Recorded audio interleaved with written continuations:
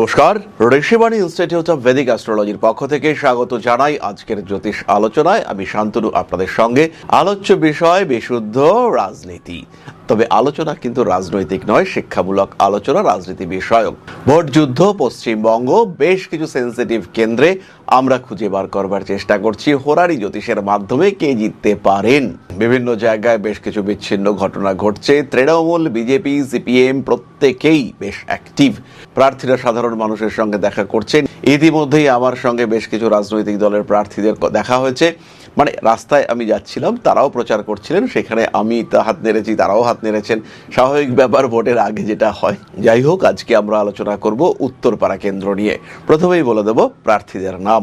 উত্তরপাড়ায় বর্তমানে ক্ষমতাসীন দল তৃণমূল কংগ্রেস, প্রার্থী শীর্ষান্ন বন্দ্যোপাধ্যায়, বিজেপি প্রার্থী দীপাঞ্জন চক্রবর্তী, আর সিপিআইএম প্রার্থী মীনাক্ষী মুখোপাধ্যায়। ফলে উত্তরপাড়া বিধানসভা কেন্দ্রে প্রত্যেকটি দলই কিন্তু বেশ হেভিওয়েট ক্যান্ডিডেট দিয়েছেন। প্রত্যেকেই কিন্তু তারা বেশ রাজনৈতিক চর্চায় চলে এসেছেন। প্রত্যেকটি কেন্দ্রেই কিন্তু মানুষ ভীষণ অ্যাক্টিভ হয়ে উঠেছেন। প্রত্যেকটি প্রার্থীকেই কিন্তু আমরা সোশ্যাল মিডিয়ায় দেখতে পাই এবং তারা কিন্তু বেশ পরিচিত মুখ। শ্রাবণ্য বাবু, দীপাঞ্জন বাবু এবং মীনাক্ষী ম্যাডাম, এদেরকে আমরা যথাক্রমে 1, 2 এবং 3 নাম্বার দেব। অর্থাৎ তৃণমূল কংগ্রেস 1 নম্বর প্রার্থী, দীপাঞ্জন চক্রবর্তী 2 নম্বর প্রার্থী, মীনাক্ষী মুখোপাধ্যায় 3 নম্বর প্রার্থী। তাহলে চলে এসেছি আমরা আলোচনা প্রসঙ্গে। আজকের তারিখ 9/4/2026। বিচারের সময় 9টা 48 মিনিট 20 সেকেন্ড এবং বিচার স্থান এটি হলো কলকাতা। লগ্ন মিথুনে প্রবেশ করেছে 6 ডিগ্রি 27 মিনিট, অর্থাৎ মৃগশিরা নক্ষত্রের চতুর্থ চরণের একদম শেষ প্রান্তে রয়েছে লগ্ন। হালকা অশান্তি, হালকা ঝামেলা ইতিমধ্যে শুরু হয়েছে, যেটা মৃগশিরা নক্ষত্রের ক্যারেক্টারিস্টিক্স। দশম ভাবে শনি, মঙ্গল, রবির অবস্থান, সত্তায় পরিবর্তন অবশ্যই আসতে পারে। লড়াই কিন্তু থাকবে। একাদশে শুক্র, এটাও কিন্তু ভীষণ গুরুত্বপূর্ণ। তাহলে এবার আমরা চলে আসবো বিচারের মূল পর্বে। প্রথমেই চলে যাব দ্রেক্কান কুণ্ডলিতে। দ্রেক্কান কুণ্ডলিতে যদি আমরা দেখি, সেই ক্ষেত্রে লগ্ন হলো মিথুন, অর্থাৎ তৃণমূল কংগ্রেসকে রিপ্রেজেন্ট করবে মিথুন। সেখানে রাহু রয়েছে। বিজেপি প্রার্থীকে সেখানে বসে রয়েছে শুক্র, এবং তুলা রিপ্রেজেন্ট করবে সিপিএম প্রার্থীকে, সেখানে বসে রয়েছে বুধ। ফলে দ্রেক্কান কুণ্ডলীর বিচারে বিজেপি প্রার্থী সবচেয়ে বেশি এগিয়ে রয়েছেন, তারপরে সিপিএম প্রার্থী এবং তারপরে তৃণমূল প্রার্থী, যেটা হওয়া সম্ভব নয়।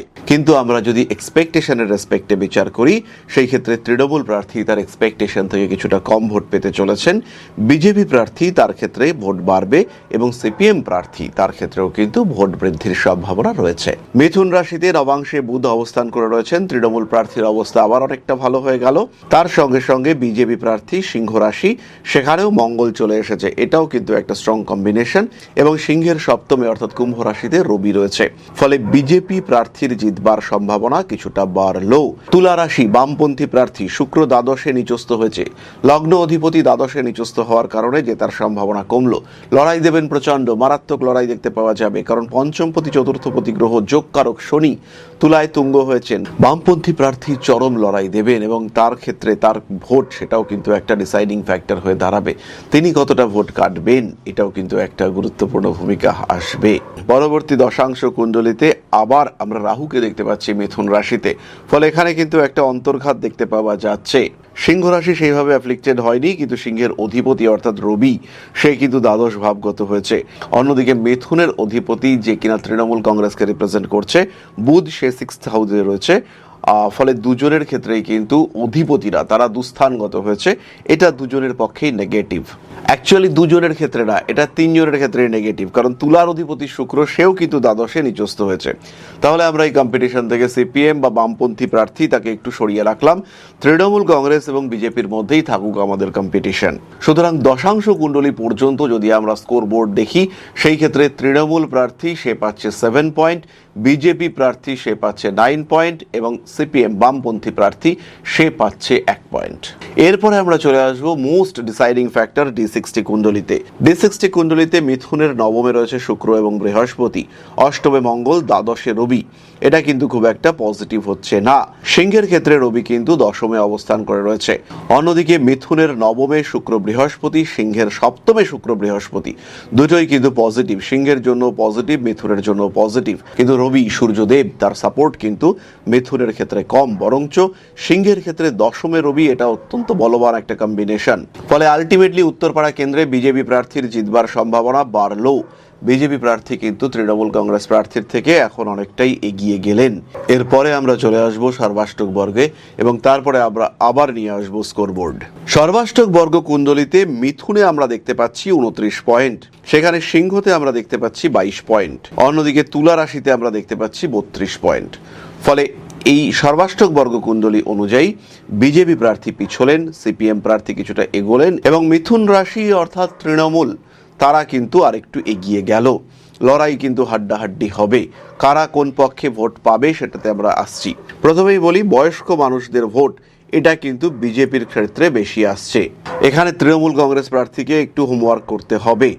মধ্যবয়সী ভোটার তারা তৃণমূল কংগ্রেসকে বেশি ভোট দেবেন। তরুণ ভোটার যারা মোটামুটি 25 থেকে 35-এর মধ্যে যাদের বয়স, তাদের মধ্যেও তৃণমূলকে সমর্থন করবার সম্ভাবনা বেশি। চাকুরিজীবী বা পেশাদার মানুষজন তারাও কিন্তু তৃণমূলের দিকেই ঝুঁকে আছেন।